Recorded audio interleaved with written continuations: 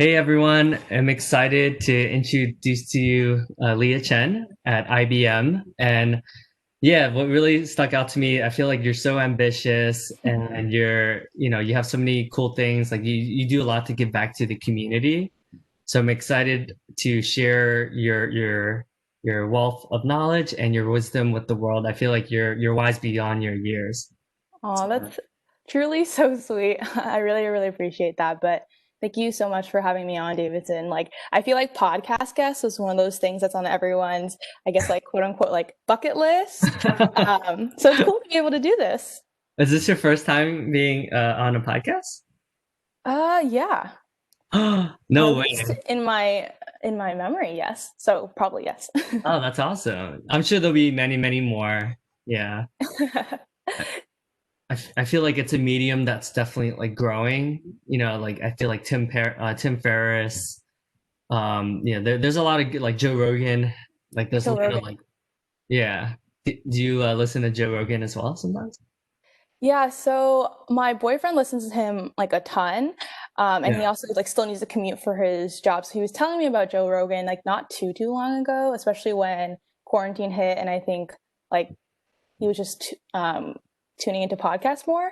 And I had never heard of Joe Rogan actually, but then we were like in the car together and I was listening to some and then he was like, "Okay, like you pick the episode." And I was like baffled by just the sheer number of guests and episodes Yeah, that that man has. I And know. It's insane. and it's like he's not even just a podcast host as his like full job. Like he has so many other things going on. So I was Yeah. just pretty, yeah, baffled by Joe Rogan. Yeah, it's interesting. And you know what's crazy? He makes like millions of dollars per episode. It's it's insane. Like when he gets one of his guests goes on his pod, like I would say like a B-list celebrity Hmm. goes on his podcast. Like let's say they're trying to sell a book or something like that. They'll like from the day they release the podcast episode, they'll sell like millions more books because of it. It's Oh insane. wow. Joe Yeah. Rogan has like a lot of power. I guess literally too. That man seems strong. But I remember like recently reading about how I think it was about something about how Spotify is just like growing and stuff about their value and how I think they're like the exclusive distribution partner for Joe Rogan's podcast, which is Ah, a pretty big win in the yeah. podcast world for sure. Yeah. He's kind of like starting the trend. Like I think he was the first one to get that endorsement deal like that much. Hmm. So yeah, and oh yeah, I know we talked about this last time. It is interesting how you reflected that men tend to like there's more of a population of men who listen to podcasts, it seems like, versus women. Yeah, based on the friends that I know, that seems to be the trend. I don't know the actual data, but I'd actually be really curious to like read into that. Yeah, Um, I'm is like almost positive because I think you're right. Like almost every guy I know like listens to podcasts, and most of the women I know are more into like YouTube or Instagram or that tends to be where they consume more of their content. So. I agree. I think you were saying like women tend to enjoy like the visual mediums and content more, and I definitely fall into that bucket. Yeah. Because I mean, not to say like guys aren't like into like the aesthetics and stuff like that, but I definitely think like women tend to be more, like more attention to detail when it comes to like the aesthetics and like the Hmm. colors. I think statistically speaking, I think women can see more colors too, right?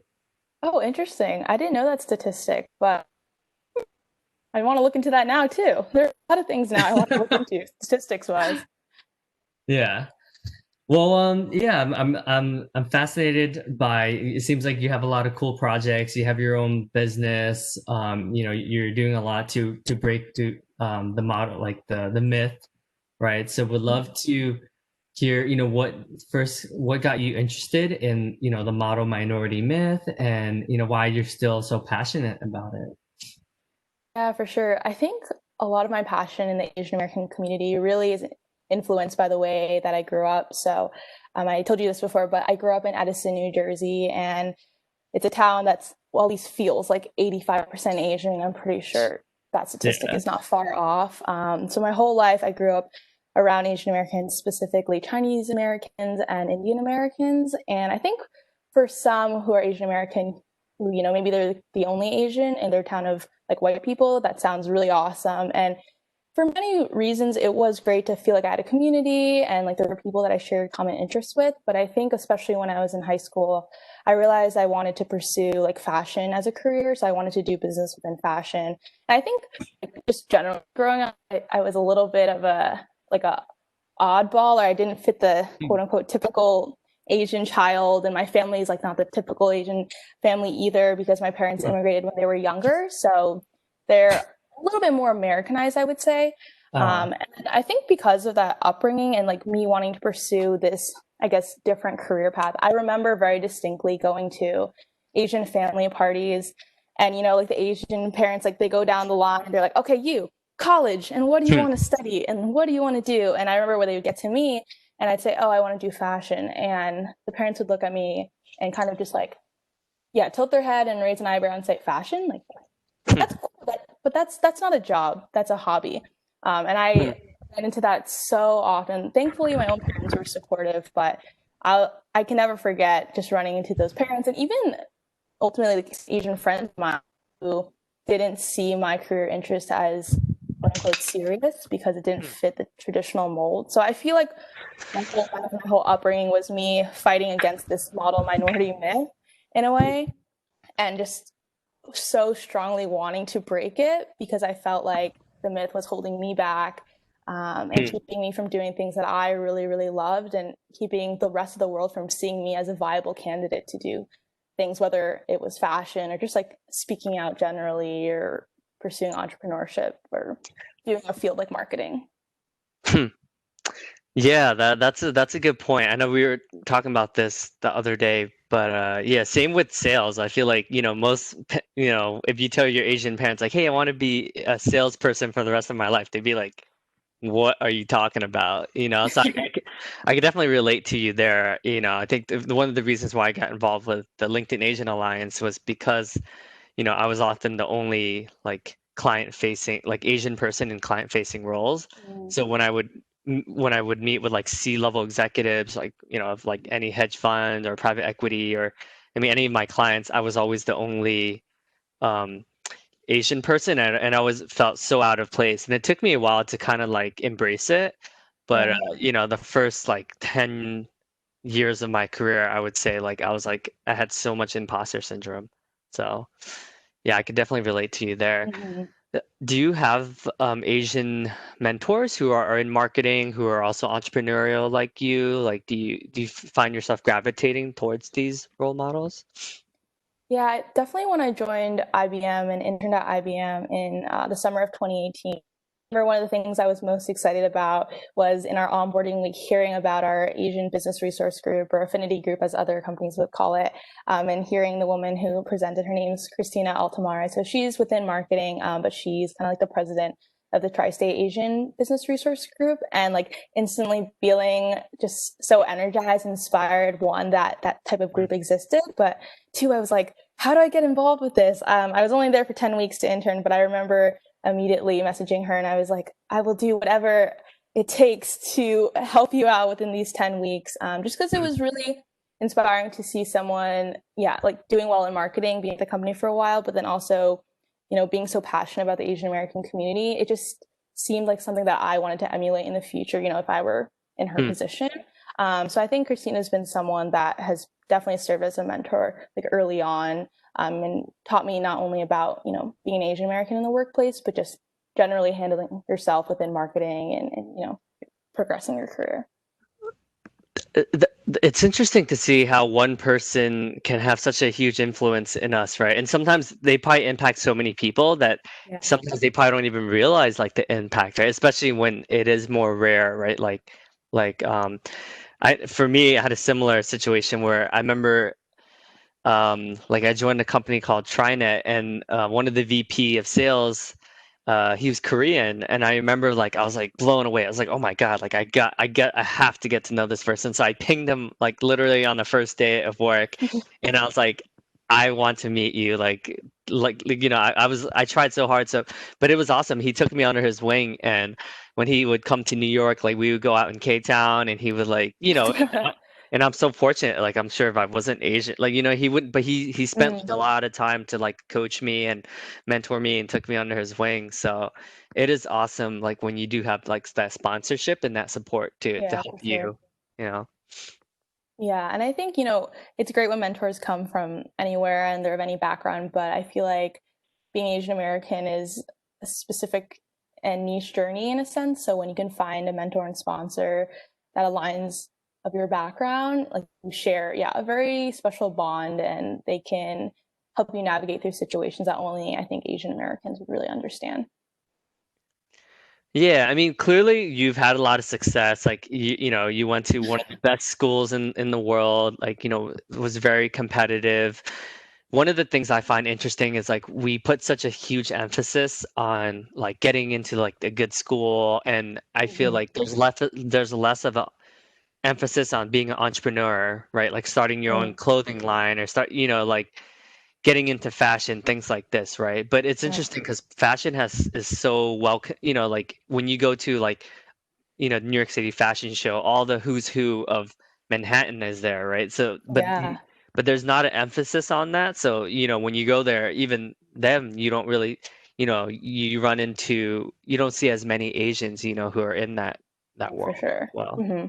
Yeah, definitely wanting to be an Asian in fashion. I think, people think of like Alexander Wang or Vera Wang as designers, but I think they're definitely special cases in the sense. Like I would love to see more and more, and I think slowly more are coming. But yeah, definitely when I wanted to pursue that field, I didn't really know of other people, from my high school that had graduated that were interested in that, or people even in college that, maybe they were definitely interested in fashion, but no one really pursued it as a career.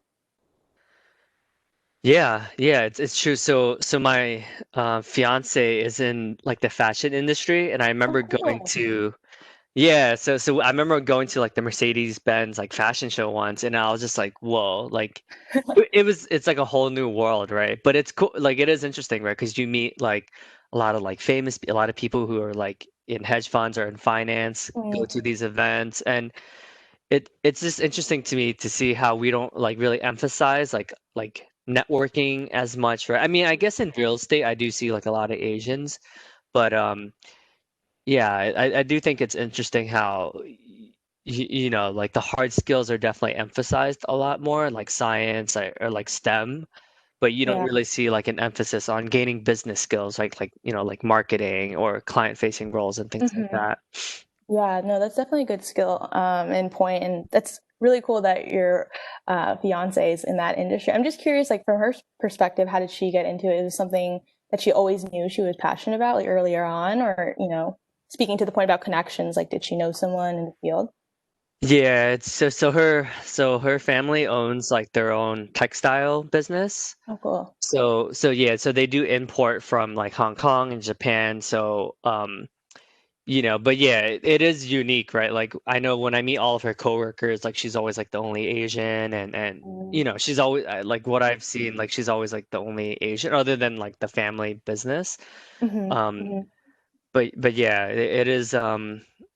it is connection like I definitely notice like just when I go meet like their clients and like when I am in that world, like it seems like everyone knows each other and it's all about like the network. um but yeah, I think networking is so important, and I feel like it's not emphasized enough in Asian households. Hmm. Yeah, it's an interesting point. I feel like when I grew up, maybe part of the reason why I pursued business was definitely because of like my mom's influence, and she's always been someone that like she's like a corporate executive now, which is really really awesome. She's definitely one of the people from a young age that inspired me to, be an Asian American woman in the workplace that speaks out and holds my Mm. ground, and like we can make our own money, do our own thing, pursue our business. So I definitely was inspired by her, and I think that's why I pursue so many of the things that I do now. So I feel like maybe from a younger age than most people typically experience. Like I think she did tell me it's always about EQ, it's always about the people you Mhm. know. And she kind of like ingrained that within me when I was young, and maybe I didn't really understand like how important that was, but I'm definitely Hmm. grateful that my mom told me those things early on. That's awesome. Yeah, I think like I think a lot of Asians think it's like, oh, work hard and you'll just you'll just get promoted, right? You'll be successful. I think what's missing is the executive sponsorship portion Yeah, of it, right? Like really, you can either make politics your friend or your enemy, right? definitely. I've learned in the past, like I've been burned by politics where I didn't really get to spend all that time and I was just relying on my results. But then I realized like results is only half of it, right? The other half is like actually having someone who will go to bat for you, who will be able to like present you, in a positive light. And I think that's something that, a lot of Asians don't really think about, like personally. Like I don't see many of those conversations happening. Yeah, that's such a good point, and something I've definitely learned within my first year at work. I remember talking to Christina, the president of the Asian Business Resource Group, and one of the, I guess, main issues for IBMers or Asian IBMers is talking about, yeah, how do you progress up that corporate ladder, and why are there not more Asian executives in leadership? And so I was kind of asking her why she thinks that's the case since she's been at the company for so long. And it's not that there aren't, a handful of Asian executives, but she was saying the exact same thing that you were, that, once those, I guess, special individuals reach that level, like they don't give back to the younger generations as much and Hmm. emphasize sponsorship and mentorship in the way that maybe other communities do. And I think the thing is, like, Hmm. who's going to sponsor, mentor the young Asian Americans the most? It's probably going to be the older generation of the people with the same background, right? So if they're not willing to Hmm. sponsor, then who is? Well, and I think some of the challenges because you kind of have to like fit in, right, to get to that executive, like the C-suite or the VP Yeah. level. So in a way, you almost, I wouldn't say like you have to be like a chameleon, right? You kind of have to be able to like speak the speak, walk the walk, like look the part.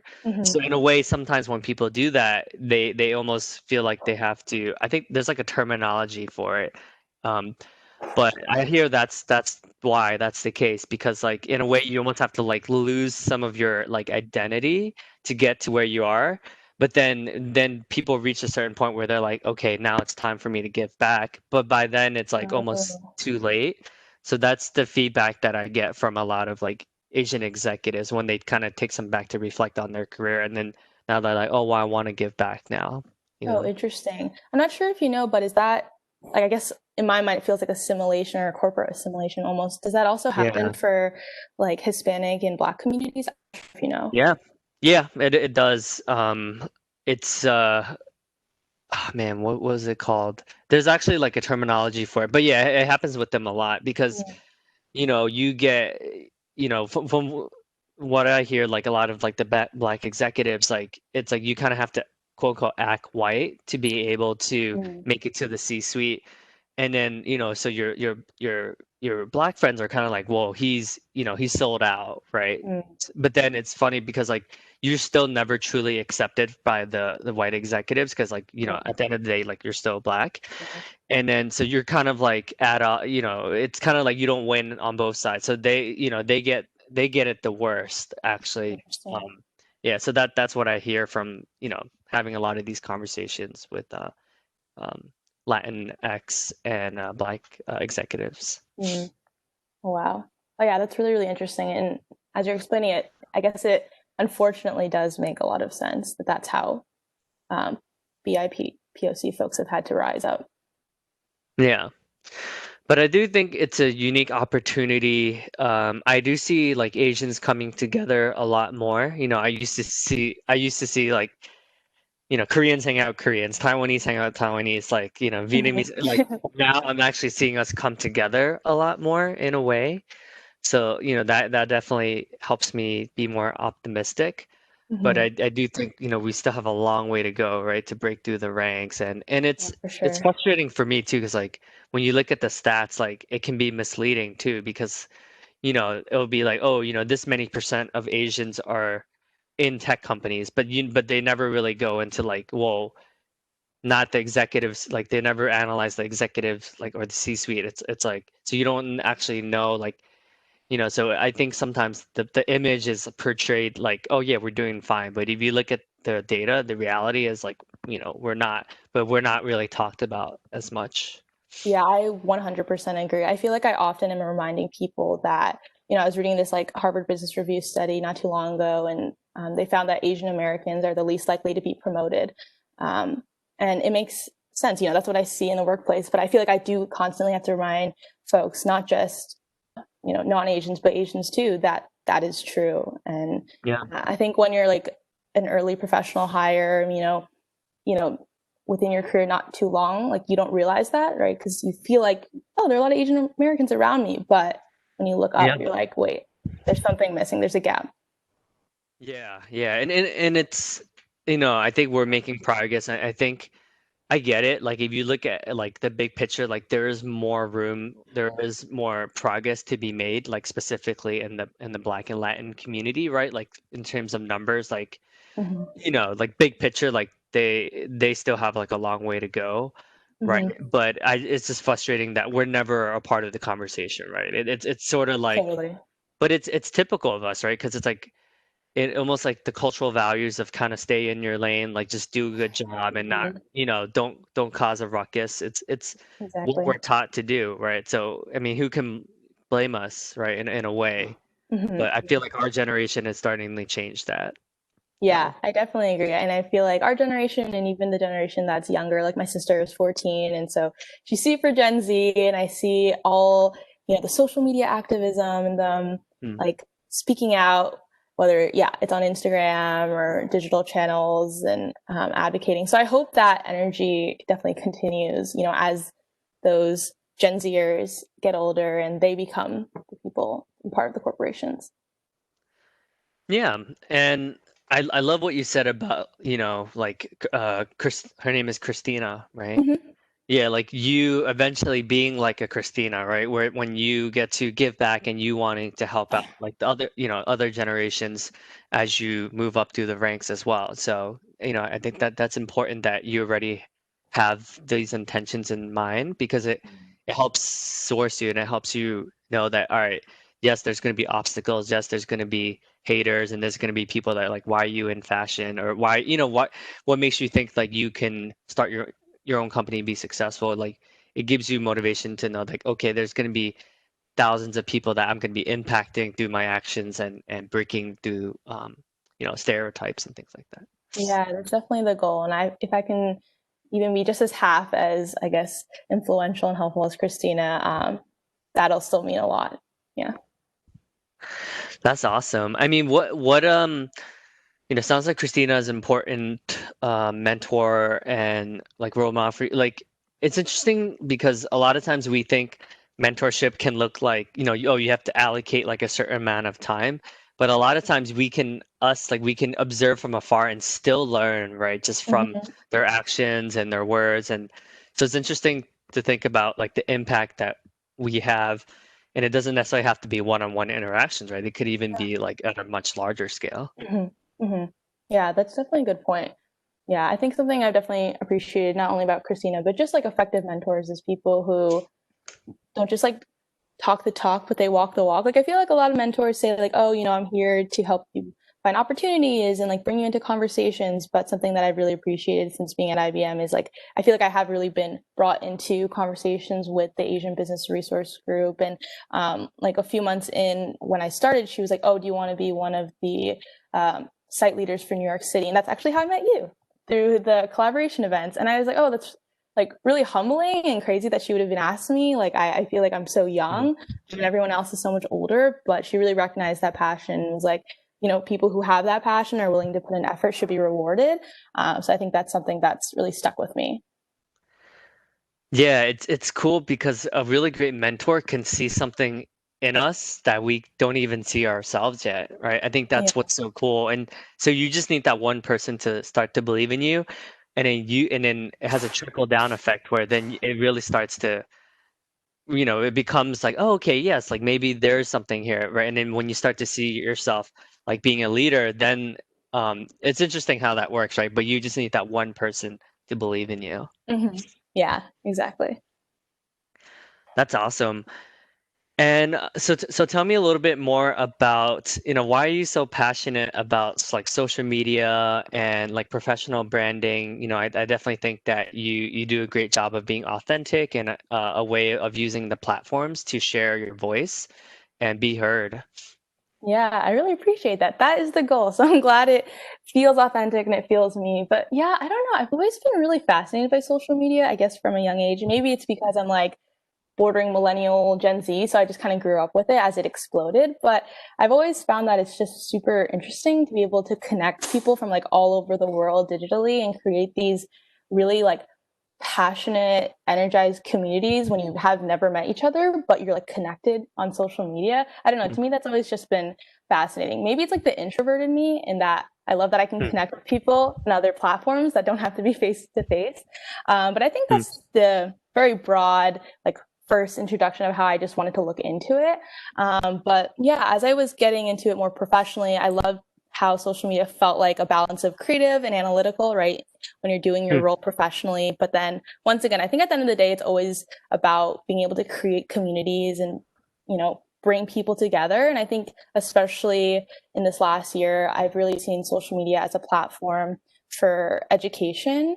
And at least for me, like that's also how it's been most valuable. So I definitely want to kind of take that back in a sense, and all the social media accounts that I manage or the content that I create, I want to just authentically educate and connect people. That's awesome. Yeah, because I think some people could relate to social media as like an enemy versus like a friend, but Yeah. it's all how you use it, right? Yes, like you can use it to kind of like for hate speak Hmm. like messages of hatred, or you can use it as a way to uplift and empower and right. So Yeah. it's interesting, but it's also like there's no right or wrong, right? Like the fact that people like have a platform to be heard, there's more accountability and there's more people can feel heard, right? Whereas in the past, like there was only certain media channels that controlled all the outlets. Now there's more of like a democratization of media in general. Yeah, the democratization is a really, really, I think, key point. I know we were talking about TikTok before when we first chatted, but like that's a great example of a platform that allows folks to do that. And recently I've been getting super into BTS actually, and I was reading about their rise and how they grew this like insanely devoted fan base called the Army. And it was honestly because of social media. They were one of the Hmm. first K-pop groups to really leverage Twitter and social media, and that's how they grew their global fan base. And they come from a Hmm. label that's like relatively small. Like it's pretty much I guess monopoly in Korea. I don't know too much about it, Hmm. but from what I've read, but they were able to use social media to connect to fans all over the world, and that's helped them become the gigantic boy band that they are right now. Yeah, I always hear from the most famous people that it's either you can use it to your advantage and really leverage it, or it could be your worst enemy, right? Mm, So there's certain people that really know how to leverage like social media and is able to, get elected or be able to like grow their mm, businesses times 10 or times 100, right? yeah. Like Google AdWords or, using Yelp or Mhm. LinkedIn, like you can really grow your business, or you can be like, oh, like I'm too old for this. Like I'll never understand it. It's like there's two different mindsets here. Yeah, that's a great point. And I think another thing I really love about social media is just that the barrier to entry is, at least to me, it feels almost non-existent compared to, say, like other roles or other industries or just other platforms. Like I feel like, Mm. you know, anyone can access Instagram, anyone can create a Facebook page. Of course, it takes work and effort to understand how to best utilize the platform and create great content, but to even just put your name out there, like it's super, super simple. And so I feel like, anyone can really take advantage of the opportunity that's in front of them, and people just treat it, I guess, differently. And obviously, some are more successful than others. But I just like the idea that the opportunity is out there for anyone if they want to take it. Yeah, and I think especially for the Asian American community too, right? Like, Mm-hmm. we it's no secret that a lot of the main media channels are owned by like white men, right? Yeah. So social media democratizes it in the sense that like as long as you have good quality content, you'll be able to have success. Versus Yeah. before it was like, well, if I knew like, you know, the heads or the executives, then I would be able to have my be able to be in media. But now it almost doesn't matter. It's like as long as it's good quality content, like you'll make it. Mhm. Yeah. And I think a lot of the creators that are able to be successful on social media aren't quote unquote traditional, I guess, stars that you would see, on like TV networks and whatnot. I mean, I remember growing up being in middle school, seeing the rise of Asian American YouTubers, Wong Fu's, Oh yeah, yeah, Kev Jumba, all of them. oh And I was yeah. like, wow, this is like the first time that I'm seeing Asian Americans really, break into a platform, and people thought they were like cool and people wanted to Hmm. be them. That was honestly one of the first times. And that's probably definitely influenced why I'm so passionate about Uh, social media and just the whole digital content space. Yeah, it's like for me to watch like a Jimmy Yang and like these Asians like break through Mhm. like these non-traditional roles, like being like an Asian comedian, or even Kev Jumba just being like a media personality. Like it's so empowering, right? Because like Yeah. you're so used to watching TV, and you're just like it's when you see it, you're like, oh my God, this is incredible, and then it inspires a whole generation of people who think, Mhm. wow, like I can do this too. Yeah, exactly. I remember when I was in middle school, I was like, okay, if they can do it, I want to be a YouTuber. And I would like post these like dance videos online when I was like 12 or 13. I remember this one video got like 400,000 views. I still really don't understand Wow. how, because it's really embarrassing. And I like used photo booth and I had this like fish background. It's really embarrassing. Huh. But I still remember just the feeling of seeing that video get that many views. And I was like, Huh. whoa, this is like very, very cool. And yeah, I felt empowered when I was a middle schooler. Yeah, that's so interesting. Yeah, it's funny how this stuff like all this works. Like even LinkedIn, I remember when like the day where I was like I kind of like figured out like LinkedIn, and then I was like, huh. And then it's helped me so much in my career, like I can't even like quantify like how it's helped me, Oh, but wow. without it, like I definitely wouldn't have had like as much success as so it's crazy how like the platform can really like accelerate your career if you know how to use it correctly. Hmm. Yeah, that's a great point. And I'm definitely still figuring out how to use LinkedIn, so I could hit you up for some tips after. But yeah, I mean, the platform is awesome, and just any of these social media platforms to really be able to just connect with others and, share who you are, share, I guess, your very authentic brand. I'm just a big fan. Uh, w- Share with me a little bit more about like authenticity on social media, because I do think we all can like read whoever's like trying like being clickbaitish and who's actually like building like a long lasting like what I mean, like what's your Yeah. thoughts on that? Yeah, great question. I remember actually when I was a senior in college, so like literally not too long ago, maybe 2 years ago. And I was like, okay, I'm working in social media after I graduate. And I had this weird like 2 month period where I was very jaded about social media. And I was like, oh, Mm, social media is just these influencers who are getting paid and they like look this one way, but they just filtered all their posts, and people are just like, mm, posting about their lives on their stories, but they're not really living it. I was like very, very jaded. And it's funny because like, look at me mm, now, like fast forward and I'm on the totally different side. But I think like years ago, social media definitely was way more infiltrated with influencers and these like fake mm, personalities, and people didn't feel like, you know, anyone's profile was authentic. They were just being like sold products or mm, sold lifestyles. And so there are definitely still creators like that to this day. But I think authenticity has become something that's more present on these platforms because I think it's being more rewarded. Like I think mm, people after a few years realize like I don't really want to see this content. Like I don't need to see another influencer sell me like a waistband or some like random mhm. vitamin pill that looks a little sketchy. And Huh. so I think they're looking for authentic creators, and then those people, if they're looking for it and they find an authentic creator, it's like a perfect match. And those people are the ones that are, gaining following and Mhm. engagement. So I want to say that within the last few years, the tide has been shifting a little bit. But yeah, I get that question all the time when people ask me, like, why do you work in social media? Isn't it tiring to feel like you're, I guess, shouting this like overly bubbly or like fake message, like, and I'm like, I can see why people ask me that, but I think there's something powerful in using the platform to like share a really authentic true story, whether that's like Mhm. how good your day is going or how bad it is, or whatever it is, being able to share it with so many people. Yeah, it's kind of beautiful, like if you think about it, right? Like to think that even like 20 years ago, like n everyone, like none of this would even be possible. People would be like, yeah, right. Like I feel like if you were to say like 20 years ago, like people gonna have like straight up their own businesses where they can make millions of dollars just by using social media, people would be like, like you're crazy. Like, what are Yeah. you talking about? But Yeah. now it's almost like if you don't leverage social media, people are kind of like, what are you doing? You know, Yeah. so What are you doing? Yep.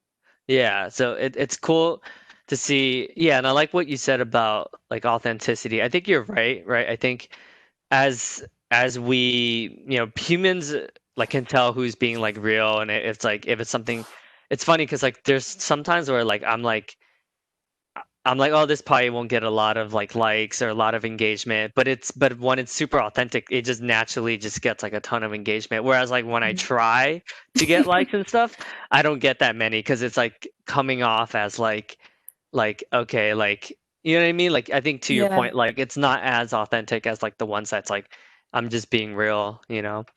Yeah, and there's something definitely relatable in authenticity and in the stories that you go through. And I think that's why people react to it more because they can better relate to you because they've probably been through a very similar situation or know how you're feeling because it's genuine. And I think that's definitely something I've learned. And I'm really glad that social media has been turning this corner and authentic content and genuine personalities are being celebrated because I was definitely in that phase of feeling jaded but I'm glad to see it's shifting a bit. This is like a pretty complex question, and you don't have to be like the expert in this, but one of the things that I think is fascinating as well is the concept of, let's just say Facebook, for example, like you can hide like the points that you don't necessarily agree with, right? Mhm. So I think sometimes I guess like after having that realization, I'm like, huh, where can I actually try to truly understand a different perspective versus like just doubling down on what I already know and what I already agree with. Yeah, yeah, that is a great point. I think that's also something that I guess struggle with a little bit too on social media because the whole nature of social media, especially if you think about, yeah, like your explore page on Instagram or your TikTok page, like the whole point of it is to keep feeding you content that you will enjoy because you've reacted in a certain way in the past. And I get how that makes sense because, like, obviously, if you've liked something before, you're going to continue liking it. And if you like the content you see on a platform, you'll continue using it more and more. So, from a business standpoint, it makes sense. But yeah, like, I feel like people do live in these social media bubbles and it can be dangerous in many ways, especially with things like, like the election.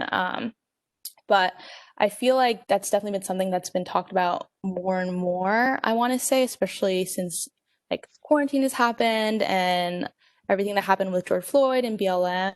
I feel like people have been more vocal about the importance of following different creators and hearing different perspectives and voices. But yeah, Mhm. ultimately, it's still up to that user to go and follow those pages, right? So people can be talking about it, but it is still tough because, you know, you have to take the action to go break your own bubble. And I Mhm. don't know if people want to do that sometimes because they use social media as a way to escape uh, Mhm. and just look at content that they know they're going to enjoy.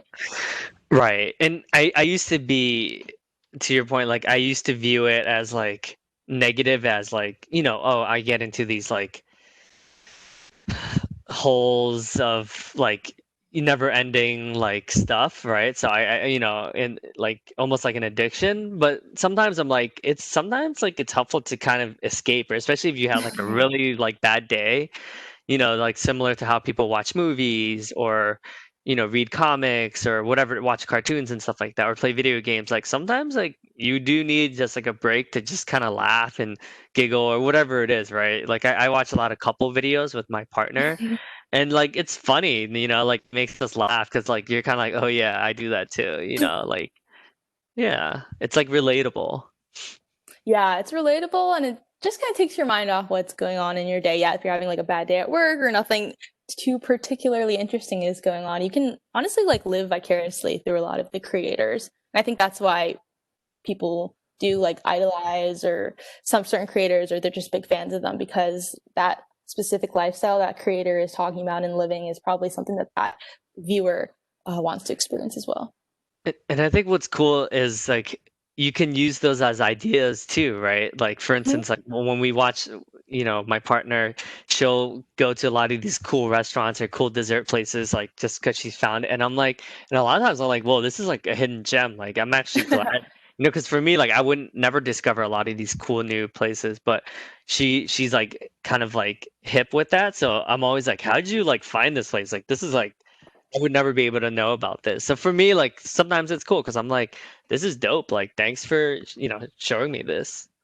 Yeah, I'm definitely the same way, whether it's like Yelp or Instagram. I feel like living in New York City, if I didn't have social media to help me discover new places, I would be going to the same like 5 spots. So I'm definitely Yeah. appreciative of it too for that sense. Yeah. Well, what is some advice to people who, maybe they have like a negative relationship to social media? And because there's a lot of people who I meet with where they're like, "Oh, I would never like use any social media." And I'm like, "That's a little extreme, right?" And Mm. then, and then there's people who, quite frankly are probably on it too much, right? Hmm. So, like I guess what's advice to maybe the first one, like people who they don't see any positive to social media, but they also um, I guess they don't have a positive relationship with media. Yeah. I think the first thing that comes to mind is just remembering and realizing that each like platform feels very different. So if they don't find content on one platform that suits them, like I do know a few people who are like younger and they're like, I don't, love posting on LinkedIn. I just don't feel very comfortable because it's such a corporate setting. And I'm like, that's totally fine. Like there are other social media channels for a reason because they allow you to have different voices. There are different creators, the different types of content. So I think it's always important to remember that. And then I think too, I guess one of the things related to the social media bubble that we were talking about is that social media does allow you to filter through content and only see like what you want to see. And there's like truly an infinite amount of content on social media. Like I do believe that someone can find like a topic that they're interested in or that they're looking for. And if there's something that you see that you don't like you don't have to subject yourself to that. Like apps allow you to say like, I'm not interested in this content or please hide this. Like I know for some folks, they're like, oh, well then you're only, keeping yourself in the bubble more and more. But I mean, it is a feature built into social media and it's there for a specific reason. So I think I would ask those people to just give it another chance, but really take advantage of the fact that there are different channels with different features and that there is definitely at least one piece of content that is catered to you out there. There's just way too many things and way too many creators for you to find something that you don't enjoy. And I think second, for people who use social media way too much, it's definitely a hard question considering I probably fit into that bucket. Because it's funny, like the balance, and I've definitely been feeling that this year, the balance of being on social media for my job, but then Uh-huh. also still using it for fun. Like it's really interesting. And there are times and days where I'm like, I just need to like step back and take a little social media break. And I've even told Hmm. friends like, I'm sorry, I'm like not the best at replying because within my own job I have to DM people and reply to them, and I feel like after the workday ends, like I don't really want to be doing more of that. Hmm. So I do actually openly tell people like, I'm sorry if I don't reply really quickly, it's just because of my job, and sometimes I need a break from it. But Hmm. that has been a very fascinating balance that I'm truly still working through. Yeah. And yeah, I like it's interesting, right? Like people like Jay Shetty, like are able to really like he has a career like a living like he has a full life and an amazing fulfilling life because of social media, right? And he's Mm, like spreading positivity and like yeah. he so it's interesting to see like and he started off as a social media intern at Accenture. Like he was like, Oh, okay. well, yeah, that he like volunteered for like when they were like, hey, like who wants to like manage our social media page, and he's like, yeah, I'll do it. And clearly that's like helped him. Hmm. So yeah, it's interesting to see like when you truly master it, like how many opportunities it can really give you in life. Yeah, and I think going back to like one of the reasons why I love social media so much, just the ability to connect, like with running my clothing brand social media because it's so open about like the Asian American experience and identity. Like I've been able to chat with people who have told me like, oh, like your content and your products like help me feel like seen and heard, whether they're, like Korean adoptees who feel like they never knew anyone Asian American growing up, or just people that are really passionate about the Asian American experience, but feel like they don't get to see content catered to it. It's been really, I think, fulfilling in those moments when I'm able to just talk to people one on one through social media. And I know that I probably would have never been able to really talk to them Hmm. if social media didn't exist. Yeah, that's a good point. Like, I've reached out to so many authors and so many podcast guests of like the podcasts I'll listen to, like famous people, that Mm-hmm. there would be no way I would be having conversations with them if it wasn't for social media. So I'm very grateful because I'm able to connect with some of my idols, and Yeah. just to be able to do that is like such a beautiful thing, So Mm-hmm. that's why I'm so passionate about it. Yeah. Yeah. I mean, that's how this happened. I think you saw one of my LinkedIn posts Oh and I yeah. reached out. Yeah, it's cool, right? Because like people who are passionate about the same thing, like breaking through the, the model minority myth, breaking through the glass ceiling, like it's cool to see that because when you see other people do it, and there's so much collaboration, right? Like this, let's say 10 years from now, we inspire someone who's like 15 years old and then they end up doing something similar. Like Yeah. it's cool to think about the possibilities of collaboration when when you think about it that way. Yeah, that's so true. There are a lot of people you don't realize you're touching and you're reaching through social media, but yeah, just one conversation, one photo, one video can inspire someone greatly. Yeah. Well, this has been an awesome conversation, Leah. Really appreciate you. And yeah, if anyone wants to reach out, I'm sure they can find you on social media. That is true. I am on there often. What's your favorite social media outlet for people to reach out to you on? To reach out to me on, probably I would say LinkedIn, which is just my name, Leah Chen. I actually purposely keep my Instagram profile like private, and I like don't do too much with it because it feels nice to have a page and a profile where I'm not strategic about it. Uh, yeah, I know what you mean. It's funny, right? Because in the world of business and like always wanting to get something out of someone, right? Like that's just business. Like sometimes they're just like, all right, I just want to be able to have a conversation and not have an agenda or not have something, right? Like, and it's refreshing sometimes to not have to think like, oh, there has to be a purpose to this, Hmm. whatever the outreach or whatever it is. So, Exactly. yeah. Well, thank you so much. I want to acknowledge you for being able to, being able to inspire others and being able to share like your wisdom and being able to relate to something that some people could view it as like negative, but be able to see the possibilities and the positive things that come from social media. So appreciate you. Yeah, no, thanks so much, Davidson, for even giving me this platform and just like connecting with other people. It's awesome. I feel like when people have podcasts and not only are they able to connect with others, but they're actually sharing that connection and sharing like the knowledge and spreading it. So thank you. Yeah, you're welcome.